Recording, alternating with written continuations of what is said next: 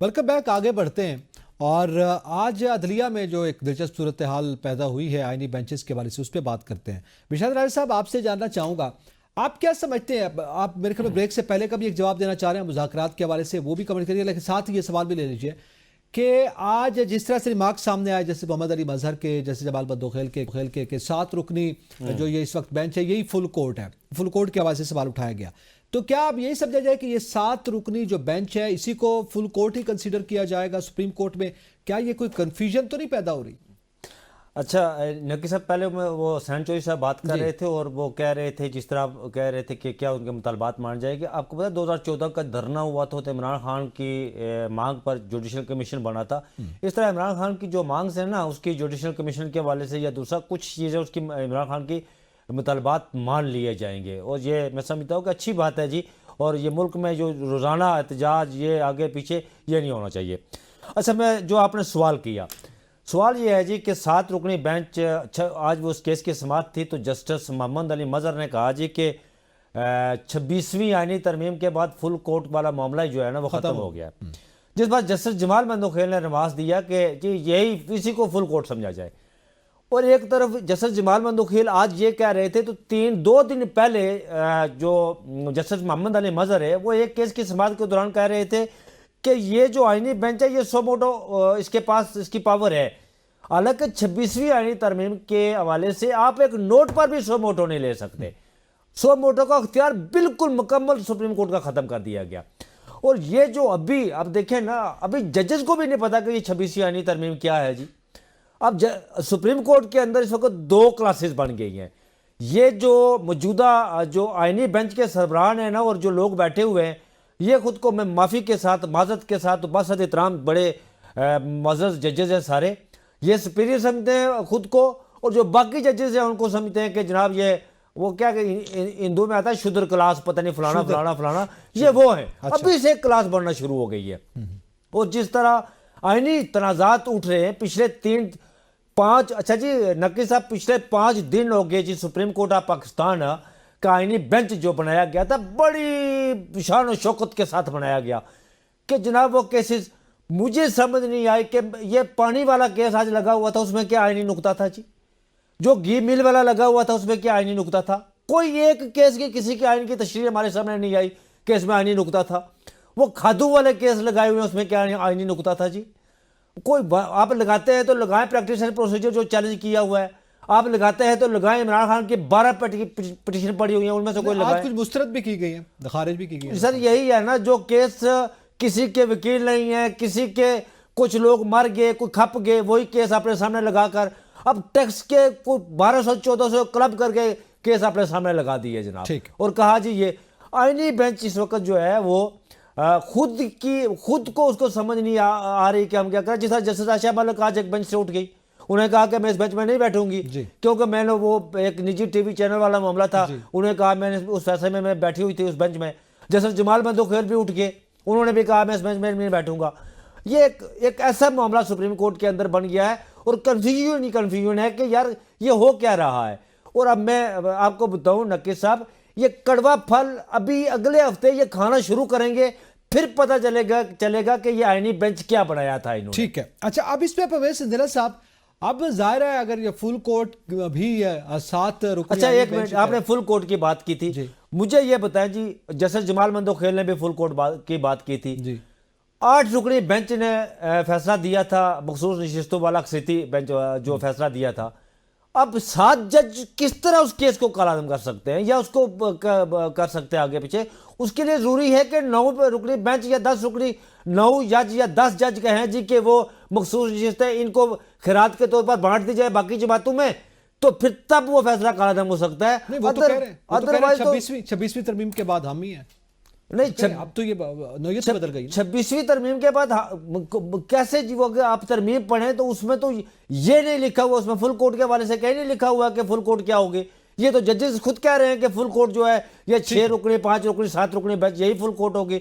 तो बाकी के जजेस यहाँ क्या कर रहे हैं? फिर वो धनिया बेच रहे हैं यहाँ पर। सही, वो धनिया के कैसे? यही सवाल है जी। यही परवेज इंदिरा साहब, आप क्या समझते हैं? आप जो दीगर 10 जजेस हैं या सुप्रीम कोर्ट के जजेस हैं या चीफ जस्टिस सुप्रीम कोर्ट है, अब उनकी क्या सूरत हाल है? जिस तरह के जितने भी केसेस आ रहे हैं वो आईनी बेंच के सामने लग रहे हैं, और फुल कोर्ट के हवाले से अगर कोई बात की जाती है वो कह रहे हैं हम ही फुल कोर्ट है।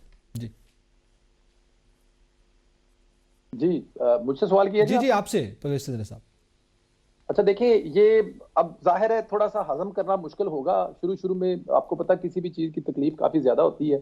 अब आईनी बेंच के जो आईनी जो मसाइल है वो जाहिर है आईनी बेंच सुनेगा, और फुल कोर्ट को हमारे लिए अब ना वो खबरें हैं, ना वो हमारे लिए चटखारे हैं, ना वो हमारे लिए अब उसमें कुछ है। तो हमें शुरू शुरू में तो थोड़ा सा वो लगेगा, लेकिन कुछ 2-4-6 महीने इंशाल्लाह गुजर जाएंगे तो आदत पड़ जाएगी, चीजें ठीक हो जाएगी। देखें, किसी भी मुल्क का जो निजाम है ना, वो इस तरह नहीं चलता कि जिसका जो काम है उसको आपने नहीं करने देना, और आपको जो चीफ जस्टिस बैठा हुआ है या जो आईनी अदालत का जो सरबराह बैठा हुआ है वो मतलब आपके पसंद ही नहीं आ रहे, आपको लगता है कि उनको पता किसी चीज का नहीं है, वो बिल्कुल नाअहल है, नकम्मे हैं, जाहिल है, उनका कुछ मतलब के कोई क्राइटेरिया ही नहीं है, ये कोई तरीकाकार तो नहीं है ना सर। अब जो लोग इस उस जहां पर देखिए 2016 से लेकर अब तक जितने चीफ जज साहबान आए हैं, क्या किसी सब पर तनकीद नहीं होती रही?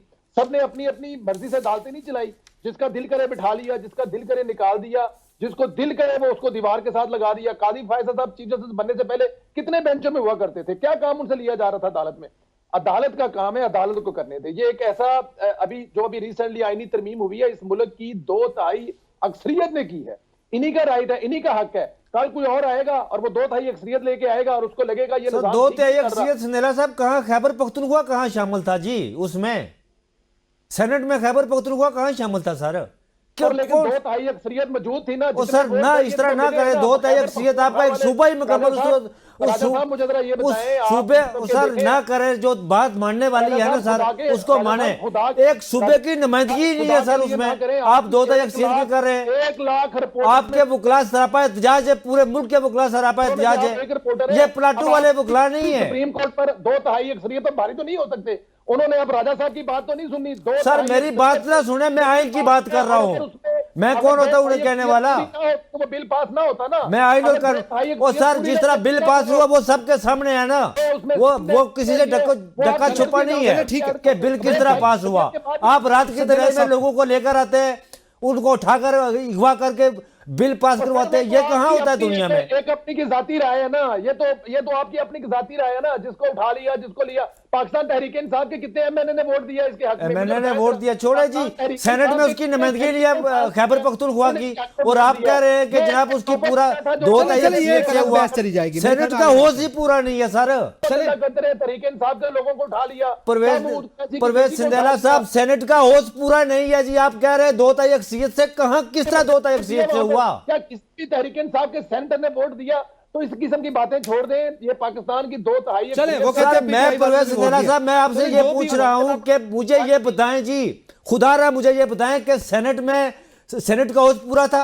मुझे ये बताएं। जवाब ले लें जी सिंधना साहब जी। मुझे उनके सवाल अब जरा दोबारा सवाल कीजिए। क्या सर सेनेट का होश पूरा था? मुझे ये बताएं बस। अगर सेनेट और होश पूरा नहीं था तो सेनेट से मंजूर कैसे होगी? ये कहाँ खैबर पख्तूनख्वा की नुमाइंदगी थी? वो पीछे 2 साल से 1.5 साल से इंतखाबात ही नहीं हुए सर। भाईजान जितनी तादाद थी वहां पर पूरी वो छोड़े सर, तादाद क्या थी? दुनिया में ऐसी दुनिया में ऐसी तरमीम नहीं होती जी, ये पाकिस्तान ही में मुमकिन है, दुनिया में ऐसा नहीं होता। अभी आपने किस आइन में लिखा हुआ है, किस कानून में लिखा हुआ है कि खैबर पख्तूनख्वा वहां पे सेंटर पूरे नहीं थे तो वहां पे वो मंजूर नहीं हो सकती? ये तादाद है कि इतने लोगों ने अगर इसके सर आपके 73 के आइन में लिखा हुआ है सर, 73 के आइन में सेनेट को इसीलिए बिठाया गया कि सूबों की बराबर नुमाइंदगी हो वहां पे। अब मेरे ख्याल में वो 73 के आइन में लिखा गया है, आगे जाके आप आइन जरा पढ़े। यही सवाल है जी। मैंने कहा ना कि साहब आपका भी जवाब आ गया, साहब आपका भी। मेरे जैसे मतलब कि इस पे काम करने वाले लोग उनमें से एक है, ठीक है ना। अब आप मतलब के ना 2/3 अक्सरियत से भारी हैं, ना आप सुप्रीम कोर्ट से भारी हैं। ये दुनिया की किसी बंदे को उसका बात का पता ही नहीं है जो आप बात फरमा रहे हैं। कैसे हो सकता है? 2/3 अक्सरियत से पास हुई है, सेनेट की मतलूबा तादाद जो कंप्लीट है उससे पूरी हुई है। चले अब ये यहाँ एक अलग पे बहस हो जाएगी चले कि साहब। आया वो जायज थी नाजायज थी कैसे थी, बहरहाल वो पास करवा ली गई। जायज अब नाजायज का फैसला कौन करेगा? वो राजा साहब करेंगे, मैं करूंगा या आप वो करेंगे? कोर्ट ही करेगी, पार्लियामेंट कोर्ट करेगी अदलिया ही ना। करेगी ना, वही बात कर रहा हूं ना प्रोफेसर साहब, वही हम बात कर रहे हैं। ये तो मुतालिका फोरम ही करेगा ना आने वाले दिनों में, अगर कोई जाता है चैलेंज करता है। सवाल इससे बड़ा, जरा आगे बढ़ते हैं। मैं आजम चौधरी साहब आपसे जानना चाहता हूं, ये 12 जुलाई का जो फैसला था वो आपको पता है उसकी नजर सानी अपील, वो भी क्या ये 7 रुकनी बेंच सुनेगा? क्योंकि वो फुल कोर्ट के हवाले से तो वो ये कह रहे हैं कि हम ही हैं, और जाहिर है उसमें फिर कुछ बेनिफिशरी के हवाले से भी बात सामने आती है। फिर वो 26वीं तरमीम का मामला है, वो भी अगर इनके सामने आता है तो उस पर भी सवाल उठते हैं। क्या समझते हैं आप इस पे? देखिए, ये एक बहुत बड़ी एक कंट्रोवर्सी है जो आज आईनी बेंच के हवाले से खड़ी हुई। अगर आप मखसूस सीटों का जो फैसला है, निश्चितों का फैसला है, जो प्रैक्टिस एंड प्रोसीजर के तहत, वो तो वही बेंच सुनेगा जिस बेंच ने वो फैसला दिया था। लेकिन आज जस्टिस अमीनुद्दीन या जस्टिस मंदोखेल साहब ने ये बात करके तो एक नया जो है ना वो पंडोरा बॉक्स खोल दिया है, जिसके सर ऊपर आजम एक चौधरी legal साहब, fraternity को- आजम चौधरी साहब एक मिनट। जस्टिस जमाल मंदोखेल जिन्होंने आज कहा ना फुल कोर्ट के हवाले से, ये 2 दिन पहले, 3 दिन पहले काजी फाइज ईसा का केस लगा हुआ था बलूचिस्तान हाई कोर्ट के हवाले से, तो इन्होंने कहा जी कि ये कोई अपीलेट बेंच नहीं है, ये उसी के पास जाए आप जहां नजरसानी ने अपनी दरख्वास्त दायर की थी जी, वो तो नजरसानी है अच्छा, इलेक्शन कमीशन ऑफ पाकिस्तान की। नक्की साहब, जुडिशरी के ऊपर हमने खासी बहस की। जो आज सबसे बड़ी खबर है मेरी नजर में, वो वजारत दाखिला की वो धमकी है जो स्टूडेंट्स को दी गई है। जी, जो स्टूडेंट्स, देखें, हम हमेशा ये समझते हैं कि जो तालीमी अदारे हैं वो सियासतदानों की सियासत की नर्सरी हैं। वहां से सियासतदान पनपते हैं, आगे आते हैं और वो मुल्क के लिए सर्व करते हैं। आज जो सियासी नजरियात रखने वाले स्टूडेंट्स हैं उनको वजारत दाखिला ने जो धमकियां दी हैं, आपने उसका नोटिस किया कि उन बच्चों को जो सियासी नजरियात रखेंगे या किसी पुरअमन एहतजाज में जाएंगे, उनकी डिग्रियां कैंसिल कर दी जाएंगी, उनके शनाख्ती कार्ड, उनके पासपोर्ट, उनकी आईडी जो है वो गंदी कर दी जाएगी, ताकि ना उनको नौकरियां मिले, ना वो अपनी तालीम जो है ना जारी रख सके। मुझे बताएं किस दुनिया के जमहूरी मुल्क के अंदर ये हो सकता है? अभी फलस्तीन की और जो इजराइल की लड़ाई चल रही है उसके अंदर पूरी दुनिया के अंदर तालब इल्म एक ऐसा तबका था जिन्होंने सबसे वोकल जो थे, जिनकी आवाज सबसे बुलंद थी और उन्होंने मजहब से बालातर होके जो इंसानी हकूक है वहां के, उनके लिए आवाज बुलंद की। और आज हमारे मुल्क में क्या हो रहा है कि स्टूडेंट्स जो सियासी नजरियात रखेंगे उनका हम मुस्तकबिल तबाह कर देंगे, उनकी डिग्रियां नहीं होंगी, उनके लिए कोई आगे जॉब नहीं होगी। इसके ऊपर मैं समझता हूं कि गौर करने की जरूरत है इस हुकूमत को कि ये फस्तायत की इंतहा है। कौन सी जमहूरियत के ये दावेदार हैं? इनको तो वैसे ही ऐलान कर देना चाहिए कि पाकिस्तान के अंदर जो सिविल डिक्टेटरशिप का दौर है, यहाँ पे कोई जमहूरियत नहीं है। जिस किस्म का तालब इल्मों के हवाले से आज वजारत दाखिला ने एक धमकी हमें जो मरासला वो जारी किया है। बिल्कुल ठीक है। यकीनी तौर पर इस पे मेरे ख्याल में हुसैन चौधरी साहब आप भी कमेंट करना चाहेंगे। आप क्या समझते हैं? एक तो जैसे शनाख्ती कार्ड वाला, डिग्री वाला, वैसे पहले हमने ये सवाल भी सामने रखा था अपने पैनल के, लेकिन इसके साथ ही ये भी बता दीजिएगा कि ये जो केसेस की पेंडेंसी का मामला है, आज ये भी इस रिमार्क सामने आए हैं कि फिर आप कहते हैं जी फिर 60,000 केसेस का जिक्र करते हैं इसलिए हम निपटा रहे हैं। तो आप क्या समझते हैं? एक फार्मूला दिया था मंसूर अली शाह ने भी, और मेरे ख्याल में वो मुत्तफ़िक़ा भी था तमाम जजेस, मुअज़्ज़ज़ जजेस साहिबान के दरमियान। आप उस हवाले से तो ज़ाहिर है कोई अमल दरामद नहीं नज़र आ रहा, और फिर दिसंबर में जो एक रिव्यू मीटिंग है उसका क्या बनने जा रहा है? जी देखिए, एक तो जो राजा बिशारत साहब ने बात की है वो बड़ी इंपॉर्टेंट है और बिल्कुल वो ठीक है कि जो अभी सूरत हाल चल रही है, जिस तरह के आज रिमार्क्स आए हैं कि ये फुल कोर्ट होगा, इसको इसी को फुल कोर्ट समझा जाए, और फिर जो 8 जजेस का जो फैसला है उसमें जो रिव्यू होगी वो अब 7 रुकनी बेंच सुनेगा या फिर 12 या 13 रुकनी, अगर कोई फैसले इससे पहले हुए तो उसकी नजरसानी जो है क्या वो भी 7 रुकनी सुनेगा। ये एक बड़ी कंट्रोवर्सी सी बन गई है और ये जो फल है कड़वा, ये जाहिर है हुकूमत को और जो आईनी तरमीम है उसमें ये सामने आएगा। दूसरी जो इम्पोर्टेंट चीज़ है वो ये है कि जो आज एहतजाज के हवाले से जो एक तो ये प्रेस रिलीज आ गई और जो एलामिया आ गया वजारत दाखिला का कि स्टूडेंट के शनाख्ती कार्ड ब्लॉक किए जाएंगे, वहाँ पर जो एक अहम अपोजिशन जमात है JUI, उसकी मैं बात एक मुख्तसर बताता चलूँ कि आज गफूर हैदरी साहब से जब पार्लियामेंट के बाहर सवाल किया गया कि एहतजाज हो रहा है तो आप इसमें क्या कहते हैं, तो उनका कहना था कि एहतजाज PTI का हक है, लेकिन साथ उन्होंने कहा कि अगर वो दोबारा पुरतशद्दुद या 9 मई जैसे वाकयात करने आ रहे हैं तो फिर ये गलत है।